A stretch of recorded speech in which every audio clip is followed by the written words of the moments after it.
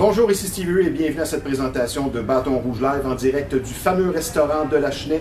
Et comme vous le savez, nous sommes en direct sur Facebook, sur Quai Marina et Quai Marina Flashback. Encore une fois, cette semaine, la promesse est temise plutôt. C'est une émission qui va dans toutes les directions. Avec notre deuxième invité, nous parlerons du mouvement Femmes de hockey qu'elle représente et elle est également une spécialiste en marketing et en organisation d'événements. Nous recevrons Isabelle Etier. Mais tout d'abord, c'est le début de l'été, comme vous le savez, et pour nous guider côté tendance vestimentaire pour l'été 2020, autant hommes que femmes, nous accueillons une styliste bien au fait de ce qui est in et de ce qui est out dans le domaine de la mode. Et pour nous guider, justement, voici Madame Style et Sourire, une habituée de l'émission, Lynn Vigent. Bonjour Lynn. Bonjour. Ça va bien? Ça va bien, toi? Ma première question, avant qu'on parle de ce qui est in et de ce qui est out, on entend souvent le préjugé que pour faire de la mode, pour être à la mode, il faut être riche parce que ça coûte cher. Et hier, j'ai fait certaines recherches. Chez Versace, on voit des vestons à 2500 $ américains. Un commentaire là-dessus. Mais non, c'est pas obligé. Non? Non, c'est pas obligé. Non? Mais non, parce que il y a possibilité. On peut aller chez Moores? Ben oui, bon prix, bonne coupe. Parce que j'ai remarqué que chez Labbé, tu peux avoir un complet pour environ 150 $. Il y a toujours des soldes aussi. Il faut vérifier. Ce qui est important, c'est vérifier les matières, comment c'est fait, la qualité. Mais non, on peut. Il y a possibilité. Oui. Ben oui. Ça ne s'adresse pas seulement aux gens qui sont mieux nantis d'être. Mais c'est sûr que ça aide. Ben, ça ajoute une petite facilité, disons. Pour cet été, tu m'as parlé. Quand on s'est parlé hors d'onde, des couleurs pastel qui sont très à la mode. On pourrait commencer avec ça. Ben, pas tant que ça. Je te dirais, c'est peut-être pas les couleurs qui déterminent ce qui se passe cette année. C'est des choses vraiment plus... Tout d'abord, je vais résumer. C'est le retour au style des années 70, 80, 90. On visite tout ça. OK. La première des choses, pas juste au niveau des couleurs, je te dirais au niveau du volume. OK. Le volume. Là, on va retrouver des épaules bouffantes, des hauts à volant, comme j'ai. Avec des fleurs. Des jupes avec des fleurs, avec des jupes très longues, très amples. Ça fait un peu, je te dirais, années 70, un peu bohème. Puis les grosses épaulettes, je sais pas si tu te rappelles de l'émission Dynasty en 1981, avec Christelle, puis John Crawford avec les grosses épaulettes. Fait que ça, c'est un peu... Ça revient. Ça revient. Donc, un peu glamour? Non, parce qu'on a quand même le 70 qui fait un peu bohème. Ce qu'il faut retenir, c'est le volume. Même les sacs à main, c'est gros. Par contre, en revanche, chez les hommes, le petit sac bandoulière est à la mode. Ça fait viril, ça?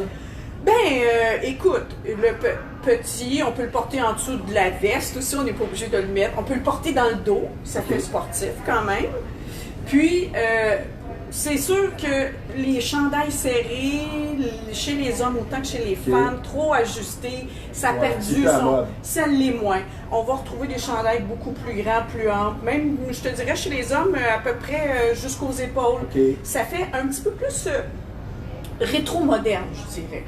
On pourrait dire là, que c'est une relecture perpétuelle, la mode. Toujours. Pour les gens, tu sais, tu parles des années 70-80, mais les gens qui écoutent, qui ont, exemple, 28 ans, 30 ans, pour eux, c'est du nouveau. Pour nous autres, c'est du vieux. Ben, c'est sûr, on peut dire ça. Maintenant, l'autre chose qui prend beaucoup de place cette année, c'est le jeans. Mais le jeans... À poche carrée? C'est pas une question de poche, c'est une question de intégrale. C'est le look jeans de la tête aux pieds. Bon. Même le chapeau? Même le chapeau. Là, je te dirais l'exception, ça serait juste... Et le masque, finalement? Oui, ça pourrait être le masque, mais c'est autant les jupes, les bermudas, les salopettes, les chemises, tu sais, la fameuse chemise Levi's, tu as peut-être porté ça. Ben, je les porte encore. Et le retour de ce qu'on appelle le mom's jean. Le mom's jean, c'est... Pas de patte d'éléphant, là. Non. C'est un jeans un peu plus, je te dirais, taille haute. C'est pas une taille très haute. Une jambe assez droite. Mais encore là, pas trop serré non plus. Non. Et on le porte vraiment avec un haut en jeans, une veste en jeans, tout en jeans, au complet. Les sous-vêtements? Oh ben là, ça je sais pas. Ça je sais pas. Mais c'est la même chose aussi chez les hommes. Si on parle de jeans, naturellement, il faut parler de t-shirts. Comme je t'ai dit, les t-shirts... 2 points trop grands maintenant. Oh oui, je dis, c'est même XXL. Chez la femme, là, c'est un peu plus haut que le moulant. Puis, on le porte avec des groupes rock, style comme un peu Metallica ou des films comme Star Wars, des Mickey Mouse, des petits bonhommes, des messages, OK, de type, social. Puis les gros logos de compagnies de sport. Ça peut être Fila, Adidas, les grosses marques, là, mais écrit vraiment, vraiment, vraiment en gros. Puis, pour faire le contraste chez les femmes, ben, ce qui est bon, c'est de prendre le gros T-shirt, mais mettre ça avec un item qui est vraiment chic. Okay. C'est vraiment la différence comme entre les deux. C'est ça qui fait in, finalement. J'ai remarqué une chose chez les hommes, des motifs avec des petites fleurs sur les chemises, avec le tailleur, avec le lit. C'était à la mode, même avec un Bermuda. Oui, c'est présent aussi. Tu ne me verras pas avec une chemise à fleurs, par contre, mais je sais que c'est à la mode. Oui, mais c'est pas parce que c'est à la mode que t'aimes ça non plus. Mais il faudrait dire aussi, j'aimerais qu'on fasse une parenthèse là-dessus. C'est sûr que si tu es à la mode, ça peut être un avantage, mais il faut encore que ça te fasse bien. Ben oui. Je veux dire, il y aura toujours ce qu'on pourrait reconnaître, quelqu'un qui n'est peut-être pas nécessairement à la mode, mais qui dégage, qui est bien mis, comme on dirait quand même, même s'il n'est pas dans les tendances. Ben oui, prendre soin de soi, c'est toujours tendance, c'est sûr et certain. J'allais dire que les t-shirts ajustés, trop ajustés, justement, chez l'homme. Toi, t'aimes pas ça? Les gars qui s'entraînent avec des t-shirts trop serrés, ça passe pas, c'est ça? Hein? Ben non, okay. J'ai pas dit ça. Si je te parle des tendances, les chandails se portent pas mal plus loose, on dirait. C'est sûr, si on parle d'imprimé, tu me parlais des petites fleurs, bon, ben, tout ce qui est d'époque rétro, 70, 80, on en voit des fleurs, des grosses, des petites, le style un peu hippie des années 70. Puis il y a quelque chose que je veux vous montrer qui revient beaucoup. Je l'ai avec moi. On appelle ça du tie-dye. C'est une technique là, de teinture sur nœud. Ça veut dire qu'on prend le vêtement, là, puis il est tout tordu, puis c'est saucé comme dans du... Puis ça fait des motifs un peu psychédéliques, là, un peu hippie 70. Okay. Et ça, on avait ça au début des années 90, le fluo. Là. Aussi, c'est qu'on le retrouve maintenant dans des pièces de vêtements beaucoup plus habillées chez la femme. C'est plus quelque chose de... On ne voit pas ça juste sur le t-shirt, on va voir ça sur des vêtements plus habillés. Et oui, la même chose, par exemple, chez les hommes aussi du taille. C'est populaire. Ça ne veut pas dire qu'il y a beaucoup de gens qui vont aimer ça. Je vais faire une parenthèse avec toi. Penses-tu que cette année, c'est plus beau pour l'homme ou plus beau pour la femme? C'est un pied d'égalité? Comment tu vois ça? Quand tu as regardé là, pour préparer ta chronique, là, de toute façon, tu es là-dedans constamment. As-tu l'impression qu'il y a un des deux qui est avantagé cette année? Je te dirais la femme est avantagée cette année. Oui? Pour quelle raison? Ben, c'est parce que je trouve que dans les tendances cette année pour les hommes, on est allé vraiment trop à l'opposé de ce qui était. Okay. Exemple, on avait le t-shirt qui était comme très serré, là, il faut qu'il soit ample. On regarde la grosseur des poches. Bon, les anoraks, les poches sont à peu près larges comme ça. Je veux dire, entre ça et ça, il y a une grosse différence. L'homme qui portait pas de sac du tout se retrouve avec un sac. Est-ce que la petite sacoche, c'est à la mode? Moi, j'ai jamais aimé ça, là, mais oui, ça reviendrait le type non, pochette... mais celle qu'on porte à la main, là, pas à la taille. Non, à la main, je te dirais pas que c'est... Ça fait pas viril? Non, c'est pas ça, mais... Donc, si on retourne au niveau des textures ou des couleurs, j'ai apporté quelque chose aussi qui est très en vogue, qu'on appelle... Bon, on va appeler ça du crochet, OK? On voit la texture ici. Puis on va même le retrouver dans les maillots de bain. OK? Ça, c'est très tendance.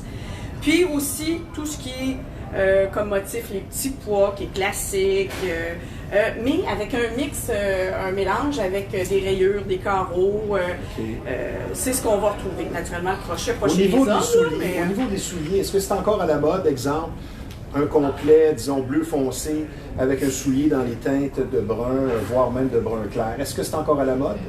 Avec un bas... c'est pas tellement au niveau des teintes. Je te dirais que maintenant, on va mélanger autant chez la femme que l'homme. La femme, elle veut porter une robe fleurie. L'homme peut porter un veston, mais il va porter des baskets. Donc, on va porter des espadrilles de sport mélangées avec quelque chose de plus chic. J'ai même vu un complet porté avec une espadrille, pas de bas. Puis l'espadrille était jaune. Oui, pourquoi pas. Fait que si je décide de m'habiller comme ça passe. Oui. Vous allez pas rire. Non. Ben peut-être sur toi, oui, un peu. OK, un peu. Fallait que tu me pointes. Naturellement, on a tous les satins, dentelles. Il y a ce qui est en vogue, vraiment, c'est le look dessous, le look boudoir. OK? Donc, il y a beaucoup... Non, c'est pas mou, c'est plus... j'appelle ça boudoir, finalement. As-tu l'impression que la crise du corona a influencé la mode? Puis c'est pour ça qu'on porte du ample? Parce que veut pas, il y a une corrélation, selon moi. Non, je crois pas. Isabelle nous dit que oui, toi, tu penses pas? Ça a influencé un petit peu, mais n'oublie pas, c'est fait quand même beaucoup d'avance. Les tendances sont décidées un an et demi d'avance, souvent. Fait que peut-être que, bon, on s'est dirigé vers, mais... On a le complet aussi à 2-3 pièces qui est de retour. Oui, la petite veste. Oui, mais la petite veste, il ne faut pas la porter vraiment... seulement dans les occasions. Non, on peut chez la femme, en tout cas, c'est très beau de la porter seule, avec rien en dessous. OK. On va retrouver aussi les motifs tropicaux. Oh. Oui. Étant chez, là, on parle des ananas, du feuillage vert, des palmiers. Puis ça, c'est la même chose autant chez les hommes que chez les femmes. Là, il y en a autant. Puis les tailleurs, vas-y, avant qu'on fasse une pause. C'est ça. Les tailleurs, c'est qu'on va avoir plus d'influence. On va avoir le tuxedo qu'on va voir un peu plus chez la fille. J'ai remarqué ça aussi. Et le tailleur va se porter, ça va être un tailleur, mais avec un bermuda. Okay? Au lieu du classique pantalon jupe, là, ça va être avec on est rendu là. Et chez l'homme, c'est le petit look preppy. Je te dirais que c'est le look preppy. C'est ton coup de cœur? Ben, chez l'homme, oui, parce que là, on parle du veston qui est bleu, pas bleu marine, un petit peu plus clair, pas bleu royal, les polos, style un peu le look tennis, là, des années 80, je sais pas si tu te rappelles, les chandails côtelés avec le V rouge, ça c'est très... Moi, je trouve ça beau chez un homme, franchement, et la petite touche un peu plus moderne du polo, ça serait que le polo maintenant va être dans des textures un peu différentes. Du velours. Même, je ne sais pas si tu te rappelles le velours des années disco. C'est ça. C'est maintenant vieux pour ça. c'est maintenant en vogue pour les polos. On va les retrouver texturés. Tu voulais faire ta pause? Oui, on va faire une pause car je vous rappelle que nous sommes en direct du fameux restaurant Le Bâton Rouge de Lachenay.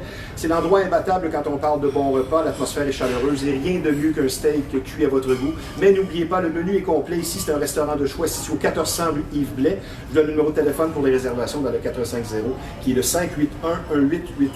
Je vais vous parler maintenant de notre dernier partenaire à se joindre à l'équipe, soit la zone vêtements de sport et classiques, située au 148 Notre-Dame. Beaucoup de choix sur place, une super belle boutique. Je vais vous nommer quelques marques de choix au meilleur prix qui sont disponibles, soit Gasp, Better Body, Riderwear, Gorilla Wear, La Bella Mafia et les bottes d'entraînement, un produit très recherché pour hommes et femmes, Automix, sont disponibles. Je donne le numéro de téléphone dans le 450, c'est le 654-1113, situé au 148 Notre-Dame à Repentigny, la zone vêtements de sport et classiques. Maintenant, on est rendu, ma chère Lynn, dans les couleurs. Tu voulais commencer dans les couleurs, mais finalement, on va finir avec les couleurs. Il faut toujours que tu aies raison. Ben oui, toujours. Le fluo des années 80-90. Oui, qui revient. Oui, toujours chez l'homme, chez la femme. Mais pas tous les fluos, tu m'as expliqué. Non, ça c'était plutôt au niveau des pastels. Ensuite, les couleurs assez voyantes comme l'orange, c'est autant fort chez l'homme que chez la femme. Mais chez la femme, on va le mélanger beaucoup avec du rose fuchsia, du rose assez pétant, là, assez soutenu. C'est qu'au niveau des pastels, il y en avait beaucoup dans les autres années, c'est que le pastel a un peu modifié, au lieu que ce soit le blush, mais maintenant ça va être plus le lilas, le bleu poudre, au lieu du fameux turquoise, ben là ça va être le menthe, mais ils sont toujours très très très très présents là, au niveau de ces couleurs-là. Donc avis aux intéressés d'aller déterrer ces vieux vêtements? Ben, quelqu'un ça fait quand même 30 ans, 1990, peut-être que... Il y aura maintenant des trous dans les chandails qui sont restés dans les garde-robes. Peut-être, mais en tout cas, je suis sûre qu'il y en a qui en ont gardé. Ben, même ce qui est tendance aussi, je regardais les t-shirts, je ne sais pas s'il y en a qui se rappellent de ça, là, original au coton. Oui. Ben, porter ça aujourd'hui, original au coton, c'est in. Ben oui. Mais ça ne veut pas dire que c'est beau. Ben écoute, je suis quand même juste... qu'est-ce qui est écrit sur le chandail, là? Est-ce que c'est gagnant, disons, d'aller au restaurant avec un chandail du Canadien? Ça reste toujours gagnant, un Ah chandail ouais? du Canadien. Le véritable chandail. Le véritable. jersey. Et Ah surtout ouais. en plus. Ben oui, Ah ouais, ben ça, oui. c'est bien. Non, on n'enlève rien à ça. L'eau dans la cave. Est-ce que c'est encore à la mode pour les hommes? Le petit pantalon ajusté où on voit le cheville, oui, Oui. ça l'est encore. Et le pantalon quand même aussi où on dénude la cheville, soit parce qu'on a roulé Ok. le jeans. Chez la femme aussi, c'est la même chose, oui. Qu'on voit les chevilles, c'est à la mode. On va terminer en pluguant en bon français ton entreprise. Mais avant ça, étant donné que tu en es à ta 3e présence à l'émission, je sais que tu aimes beaucoup Madonna, qui est une artiste qui a su se renouveler encore et encore. Alors j'ai ça pour toi, écrit par son frère. Ça, c'est un petit peu moins élogieux sur Madonna. J'ai un petit Ok. cadeau pour toi. Puis j'ai pas pris de chance, j'en ai même un deuxième. Tu vois, je savais même pas qu'elle avait un frère. Bon, maintenant, ça commence. Merci. Tu commences ton apprentissage. Et j'ai ça aussi, un autre livre sur Madonna. Ben merci, c'est gentil. Puis, à temps perdu, tu pourras lire ça. Mon Dieu, merci Maintenant, beaucoup. j'aimerais qu'on parle de ton entreprise parce Oui. que toi, tu es dirigeante de l'InStyle, l'InStyle. Ta culture d'entreprise, c'est de rehausser aussi l'estime de soi, spécialement chez les femmes. Oui. Tu pourrais brièvement dire qu'est-ce qu'il y en est, puis les gens qui sont intéressés, qu'est-ce qu'ils doivent faire? Ben, en fait, moi, je suis styliste photographe.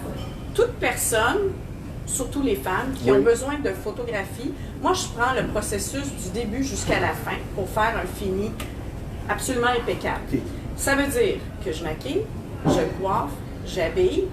C'est sûr que si je fais une compagnie, des catalogues de mode, c'est eux qui fournissent les vêtements, là, mais... Et c'est moi qui dirige le mannequin, à passer une journée de princesse avec C'est une moi. mise en valeur. C'est une mise en valeur. Allez te voir, moi j'aime l'expression que tu as prise l'autre fois, c'est comme se faire du bien, c'est une thérapie. Ben, il y a des, je ne l'ai pas inventé, Ben c'est non. mes clientes qui me le Ben disent. oui, c'est ça. Moi, c'est ma C'est ta plus thérapie. grande réussite finalement, c'est de voir le sourire qui s'installe chez, parce que, chez les femmes. comme je l'avais dit, les femmes ont tendance à se taper sa tête, ne sentent pas toujours à leur mieux. Moi, je suis là pour faire ressortir toutes les qualités. Disons que par l'extérieur, tu les fais bien se sentir à Oui. l'intérieur finalement. Mais c'est parce que des fois, les femmes se voient plus. Ancrées dans de longues relations. Oh, il y en a qui vont focusser et dire ah ben là, depuis que j'ai eu les enfants, j'ai plus le poids que j'avais. Mais oui, mais tes yeux vont toujours rester Ouais. tes beaux yeux. Tes épaules C'est ça. vont toujours rester Mais tes des fois, belles ça fait épaules. du bien de se le faire dire aussi, Oui. parce qu'il y en a, ça fait longtemps qu'ils ne l'ont pas entendu. Oui, ça fait du bien. Ça complète pour cette semaine. Merci Lynn. Ça fait plaisir. Tu veux donner le numéro de téléphone? Donc, On a vous une pouvez me bouche, là, rejoindre qui au nous- 514-346-1775 ou au www.linstyle.com. Merci, très intéressante Lynn. Merci. Bravo, beau travail. Maintenant, sur une note plutôt un peu sérieuse, vous serez traité avec beaucoup d'écoute et de compréhension si vous vivez une infestation et vous aurez compris qu'on parle de bébites. La solution, c'est Rive-Nord Extermination, une entreprise familiale très sérieuse, 35 ans d'expérience, un service personnalisé. Le numéro de téléphone dans le 450, c'est le 582-6706. Rive-Nord Extermination, la solution. Maintenant, ma deuxième invitée, elle nage dans le hockey depuis toujours et sa grande passion pour ce sport se transpose dans le mouvement Femmes de hockey dont elle vient nous parler. Mais elle arbore aussi plusieurs cordes à son arc, dont le marketing. Je vous présente Isabelle Etier. Bonjour Isabelle. Bonjour Steve, bonjour tout le monde. Ça va bien? Ça va très bien, merci. Isabelle, avant de parler du mouvement Femmes de hockey, moi je suis bien fier de mon coup d'avoir dirigé une femme grande connaisseuse de hockey, mais tu fais du marketing et moi tu as employé une expression que j'ai bien aimée, soit marketing créatif. Ouais. J'aimerais qu'on commence avec ça. Ben, en fait, le monde va me dire du marketing créatif, ben c'est pas déjà créatif du marketing? Non. À la base du marketing, C'est de la promotion. c'est de la stratégie. Ok. Tu sais, de la vente, ça fait partie du département marketing. Ok. Quand on parle de créatif, c'est lorsqu'on devient un peu plus imaginatif, lorsqu'on arrive justement avec le côté publicitaire, communication, médias sociaux, événementiel. Ok. Donc moi, ce que j'offre à mes clients avec mon marketing créatif, là, je me trouvais très très coquine de Ben donner oui. ce nom-là, c'est de dire, ben on ne fait pas juste trouver des stratégies, des solutions, on va les mettre en application, on va trouver des Ok. façons différentes de répondre aux problématiques ou surtout de répondre aux besoins. Donne-moi un exemple de problématique auquel tu fais face souvent, qui se règle quand même assez vite. Pour donner un exemple, on voit exactement ce que tu veux dire. Bien, en fait, il y a plusieurs projets auxquels j'ai contribué. Ouais. Par exemple, prenons les promenades Saint-Bruno.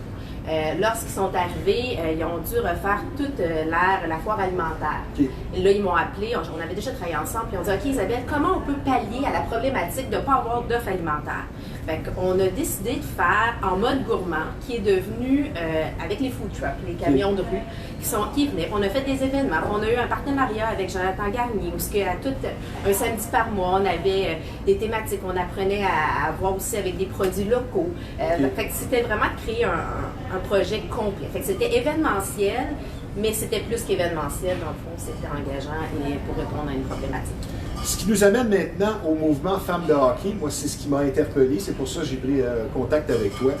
Où est-ce que l'idée a germé? Et toi, tu es dans le hockey, soit dit en passant, depuis toujours, parce que vous êtes une famille de hockey. Bien, je suis née dans une famille de hockey. C'est ça. Mon frère a toujours joué, mon père était coach, a joué, même, tu sais, ma tante Lulu, ma mère, tu sais, oui, ma tante Lulu, qui n'a pas manqué un match de ses petits-enfants. On parle, tu sais, on vient d'une famille, les samedis soirs, on se retrouvait, ma marraine venait souper mon parrain, on finissait de manger à 6h30 pour s'assurer de ne pas manquer l'avant-match, parce que c'est important de voir un avant-match. Donc, c'est vraiment une passion dans la famille. C'est né femme de hockey. Dans les dernières années, je suis encore plus impliquée. Je suis impliquée avec mon neveu, qui est gardien de but maintenant dans le junior majeur. Okay. Donc, c'est quoi son nom en passant? Félix Antonietti. Il joue pour quelle équipe? Ben, ils viennent d'être échangés. Là, il va commencer la saison avec l'Armada de Blainville. Oh, ça c'est intéressant. Ça, on est super contents qu'ils soient revenus dans le coin. Ben oui. Et je travaille aussi avec la Ligue Midget 3A au niveau marketing. Donc, fait que j'ai rebaigné dans les dernières années dans ma passion, le hockey. Puis, c'est né tout simplement d'une passion, puis d'un vouloir de faire reconnaître. Moi, j'ai bien aimé ce que tu m'as dit. C'est inspirer, être en communication avec les gens, reconnaître le rôle, exemple, de la mère, comme tu le dis, ma tante Lulu qui se déplace. Puis ça, les joueurs de hockey, quand ils connaissent des succès et qu'ils parlent à l'écran, ils vont souvent mentionner la famille qui a été là depuis qu'ils sont tout petits, qui se déplace à des heures de fou, parce qu'il faut le dire au hockey, des fois c'est à 5 heures du matin, comme ça peut être à minuit. C'est pas facile. Et toi, tu veux faire reconnaître toutes les femmes derrière les joueurs de hockey. Ça, c'est bien. Bien, je veux vraiment mettre en valeur la place des femmes dans le hockey. Il y a, oui, les mères, il y a les blondes, il y a les tantes, les grands-mères, mais il y a aussi les joueuses, il y a aussi les femmes qui évoluent dans l'industrie du hockey. Il y a les bénévoles, il y a les thérapeutes, il y a énormément de femmes qui gravitent dans l'univers du hockey. On leur parle pas, on parle pas d'eux ou à peu près pas, ou on leur parle pas. Fait que moi, c'est vraiment ça que j'ai envie de faire. Fait que oui, je veux permettre qu'on puisse s'informer, qu'on puisse échanger à travers la plateforme, mais aussi découvrir et s'inspirer de ces femmes-là. Puis des fois, c'est pas juste parce que c'est les femmes qu'on venait nous parler, c'est aussi des hommes. Je parle par exemple Vincent Le Cavalier qui était à mon émission, ou encore Bruno Gervais. C'est des gens, Guillaume Latendresse, qui nous explique qu'il y a eu une carrière de hockey clé en main parce que sa mère et sa grand-mère ont été présents pour lui et son frère. On parle, oui, aux hommes, mais on parle aussi aux femmes. Cette semaine, j'ai la chance de recevoir Kim Saint-Pierre. C'est fun, ça. Qui est une femme extraordinaire, là, sincèrement, là, plus que sur la glace dans la vie. Fait que oui, ta plus grande satisfaction dans tout ça? C'est vraiment de pouvoir rencontrer des gens, de mettre en lumière des gens, de pouvoir... Qui sont dans l'ombre. Qui sont dans l'ombre, mais aussi de donner accès à ces femmes-là, ces hommes-là, à tout le monde. Parce que bon, moi, j'ai un petit caractère, là, je fais ma place, mais tu sais, c'est pas tout le monde. J'ai beaucoup parlé à des femmes dans la vie qui avaient peur de s'exprimer par rapport au hockey parce qu'ils pensaient que c'était juste pour les hommes. Puis moi, je veux contrer ça. Je veux dire, non, on a notre place. Tu veux montrer que les femmes aussi, non seulement ont leur place, mais ils peuvent connaître le hockey. Exactement. Un bel exemple, Chantal Machabée, elle a fait des belles choses pour le hockey. C'est une bonne journaliste. Oui, qui sera à l'émission dans 2 ou 3 semaines, justement. Et bien, tu sais, c'est un bel exemple. On parle, tu sais, au niveau du hockey féminin, on parle de France Saint-Louis.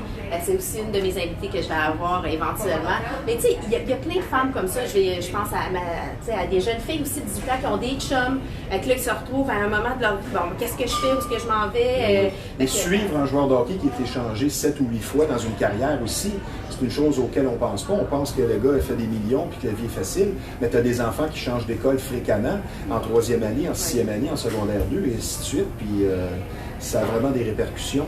Tu es directrice marketing également du Midget 3A, de la Ligue du Québec. Ça, avec, c'est une grande fierté pour toi. J'ai gravité autour de la Ligue Midget 3 à cause de Félix. Je m'étais impliquée dans son équipe dans les dernières années. Puis là, depuis maintenant 6 mois, je travaille un peu plus étroitement avec eux. Justement, durant la crise, on est arrivé avec l'idée de faire le Garage des champions en mode virtuel. L'année prochaine, on est tout en train de revoir le plan des commandes, des partenariats, comment on va contrer justement la situation avec le COVID. Est-ce qu'on va avoir le droit d'aller voir nos joueurs à l'aréna? Comment on fait? Comment on pallie aussi pour aller s'assurer d'avoir nos partenaires qui aient la visibilité qu'ils ont besoin pour qu'on ait les revenus pour aider nos jeunes? Tu as trouvé ça difficile, pas de hockey pendant le confinement? Toi qui es devant ton téléviseur, je crois, à chaque match du Canadien et autres. Oui. Tu as hâte au 1er août, ça c'est sûr. Ah, c'est sûr. En même temps, j'ai été tellement impliquée avec le hockey, puis dans mon projet Femme de hockey, parce que moi, l'idée est née d'une nuit d'insomnie, durant la COVID. C'est ce que tu m'avais confié. J'ai fait comme, OK, qu'est-ce que je fais? Puis j'ai pas dormi cette nuit-là. Puis je dis, OK, qu'est-ce que j'aime? Qu'est-ce qu'on devrait faire? Où est-ce qu'il y a de la place pour parler aux gens? Le hockey. Et c'est arrivé, puis en même temps, je travaillais aussi avec le Midget 3. Donc, j'étais quand même dans mon hockey pas mal, mais j'ai hâte à la première partie. J'aimerais que tu reviennes sur un épisode personnel, parce qu'en vraie fan de hockey, tu t'es fait une commotion cérébrale. Comment c'est arrivé? Est-ce que c'est arrivé sur une patinoire ou en pratiquant dans la cour? C'est quoi? Non, j'ai tout simplement reçu une porte patio sur la tête. OK. Demandez-moi pas comment ça. La porte patio a débarqué de son rail. J'avançais, la porte patio avançait aussi vers moi. J'étais dans les escaliers. Et c'était la semaine, ce qui est cocasse, c'est la semaine qu'on parlait des commotions cérébrales avec Guillaume Latendresse et Annick Corbeil-Poulain qui me parlaient des épisodes de ses fils. Fait que là, je disais, oh mon Dieu, tu sais, comme. Ça a été un peu difficile, mais là, je me reprends bien. Une dure mise en échec.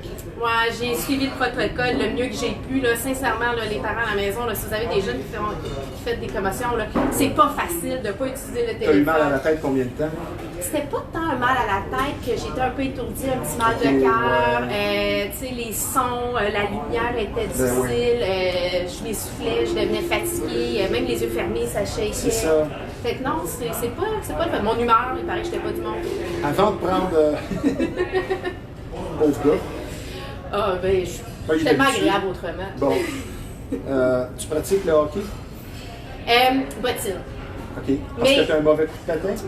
Non, j'ai fait du patinage artistique. Simplement, j'ai fait 2 pratiques dans ma carrière. J'ai arrêté.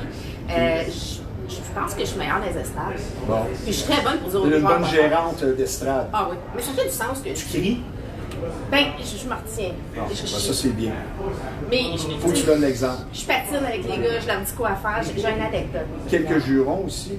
Non? Non, okay. c'est pas si pire. C'est quoi ton anecdote?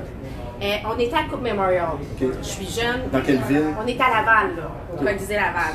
Et je suis dans les estrades, là, j'ai peut-être quoi, 15 ans. Puis là, je suis dans les estrades, puis là, on regarde la finale. Je me rappelle pas exactement l'âge, mais c'est pas grave. Et là, je dis au gars, voyons, shoot, en pointe, qu'est-ce que tu fais là? Et là, à un moment donné, j'entends rire pour me retourner. C'était Guy Carbonneau qui riait de moi. Ça, c'est bon.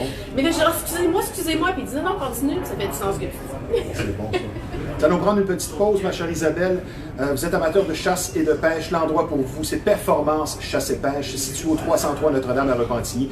Une entreprise qui porte bien son nom, 23 ans d'expérience, un très beau magasin, une bonne réputation, tout simplement numéro 1 de la Rive-Nord quand on parle de chasse et de pêche. Allez voir François, le propriétaire, pour des conseils et des batteries au 303 Notre-Dame.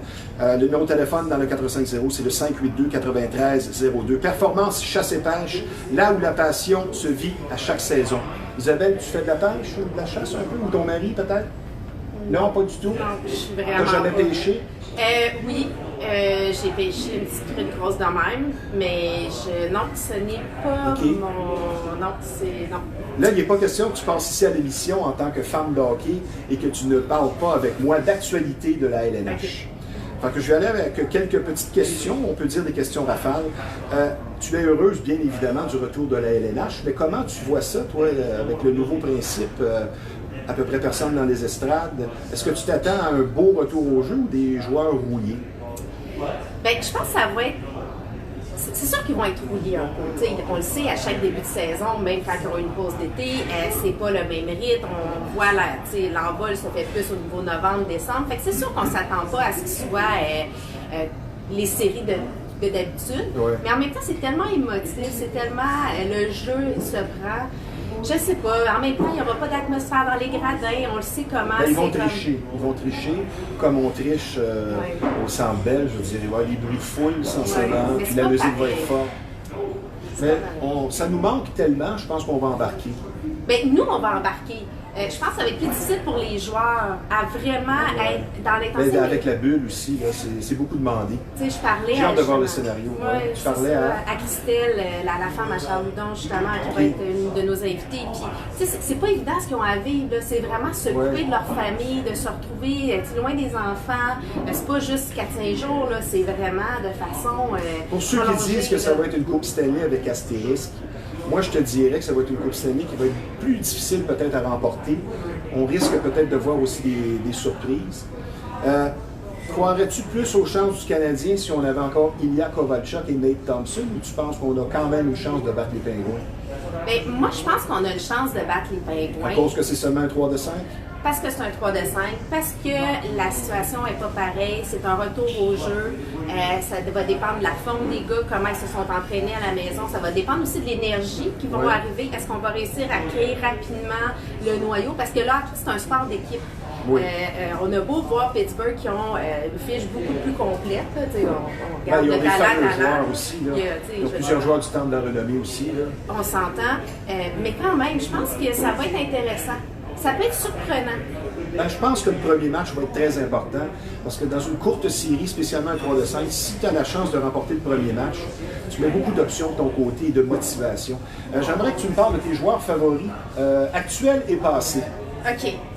Ben, paye-toi à traite. Ah, j'en ai plein. Tu vas me dire Guy Carbonneau, ça je suis sûr. Tu l'aimais bien? Ben oui, je l'aimais bien, mais moi je suis une fille très passionnée. Moi j'ai un petit penchant pour Piqué souvent. Moi, quand Piqué a été échangé, j'ai pleuré. Ah oui? Ah oui, moi ça a été une grosse. Et je le sais qu'il fait pas l'unanimité, je le sais qu'il y a une personnalité flamboyante, mais moi j'aime son audace. J'aime qu'il se respecte dans ce qu'il est. C'est un joueur, oui, qui fait des erreurs, mais qui essaye. Fait que moi.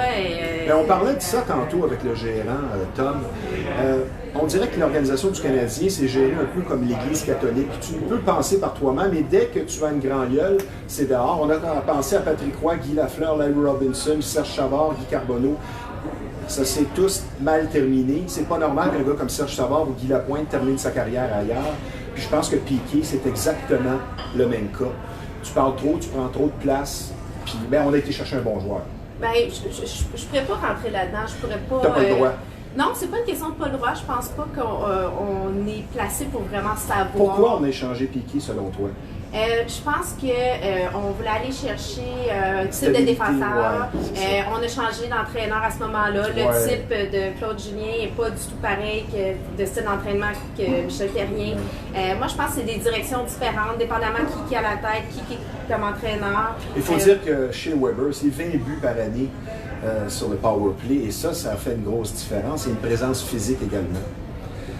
Maintenant, je vais te parler du beau Gis Péry Kotkaniemi. Oui. Est-ce que tu crois encore en ses moyens ou jusqu'à présent tu te dis ça regarde pas bien? Ah non, moi je crois en ses moyens. Oui, parce qu'il vient d'avoir 20 ans. Tu sais, il est tout jeune. On l'a propulsé dans la Ligue nationale. On s'attendait de lui là, que ça soit comme une 7e merveille. Je pense qu'il y a des belles choses. Puis au hockey, comme dans tous les sports, la confiance est super importante.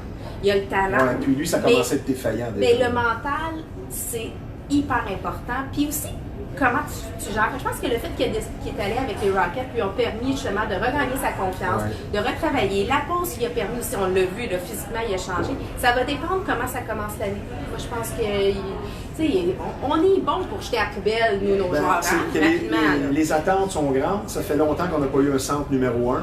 Et le jeune homme arrive ici à 18 ans. C'est beaucoup demandé. Les chaussures sont grandes. Ouais.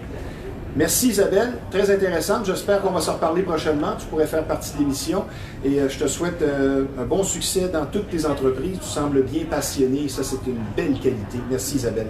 Merci. Maintenant, je vais vous parler de la Marina parce que vous le savez, il y a Bâton Rouge Live, il y a également Qui Marina Live. Et à la Marina, présentement, il n'y a que la terrasse disponible avec un menu terrasse le vendredi, le samedi et le dimanche. On a bien hâte de voir que ça va rouvrir bientôt, mais c'est peut-être une question de semaine, on ne sait pas. La nourriture, la musique, l'endroit nous manque, mais ça s'en vient. On a un prix de consolation, comme je vous le dis. la terrasse, vendredi, samedi et dimanche. Et évidemment, les cours de country pop tout à fait gratuits donnés par Nathalie Pelletier pourront reprendre un jour, le jeudi, dès 19h. C'est ce qu'on se souhaite.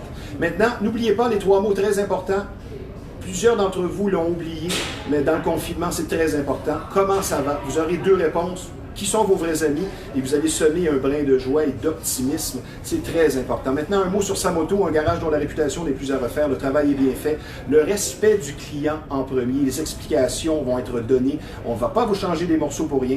De longues années d'expérience vous attendent. J'aime bien dire que ce sont les tops de la mécanique. Sa moto, située au 1133 Notre-Dame à Repentigny. Maintenant, vous aimez les vieux systèmes de son, vous ne savez pas où aller pour faire un retour dans le temps, pour penser qu'on est en 1989, disons, ou 1995. C'est l'endroit parfait. Vous allez être reçu avec beaucoup de courtoisie et de professionnalisme. Si vous allez au centre de liquidation audio usagé, on aime bien dire vintage, beaucoup d'équipements de qualité sur place, que ce soit pour du résidentiel, commercial, vous ouvrez un bar, un restaurant, une boutique, c'est l'endroit pour vous. Situé au 358 Notre-Dame, dans le complexe de la Marina. Allez voir le propriétaire Rinaldo Piperno, un chic type, et les réparations sont faites sur place. Je vous donne le numéro de téléphone dans le 450, c'est le 654-68-49. Maintenant, peut-être sur une note un peu plus sérieuse, beaucoup de mauvaises nouvelles par les temps qui courent. Et d'accord ou pas avec le port du masque, force est d'admettre que les chiffres sont alarmants, autant le nombre de cas qu'au niveau du déficit. Il faut se discipliner en équipe parce que ça serait dramatique de voir un deuxième confinement, spécialement juste avant Noël. Donc soyons disciplinés et faisons l'effort. Le mot d'ordre, c'est justement la discipline. Selon moi, c'est très important si on ne veut pas se diriger vers une deuxième vague. Ça serait dramatique. Maintenant, justement, parlant de deuxième vague, vous êtes déprimé ou quelque chose ne tourne pas rond. Normal avec le rythme de la vie et surtout avec la crise du corona qui nous a frappé de plein fouet. La clinique de psychologue de Repentigny peut vous aider.